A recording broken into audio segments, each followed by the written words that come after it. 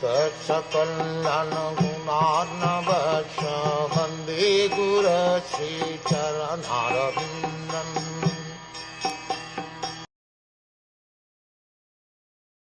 O Sutta Goswami, there are those amongst men who desire freedom from death and get eternal life. They escape the slaughtering process by calling the controller of death Yamarāj. The living entity, as he develops from lower animal life to a higher human being and gradually to higher intelligence, becomes anxious to get free from the clutches of death. Modern scientists try to avoid death by physiochemical advancement of knowledge, but alas, the controller of death, Yamarāj, is so cruel that he does not spare even the very life of the scientist himself. The scientist, who puts forward the theory of stopping death by advancement of scientific knowledge, becomes himself a victim of death when he is called by Yamarāj.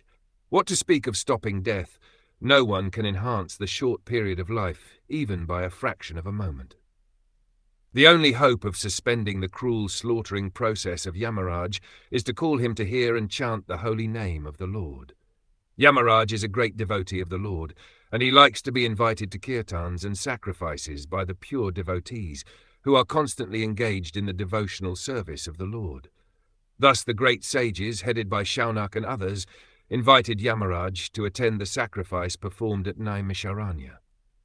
This was good for those who did not want to die.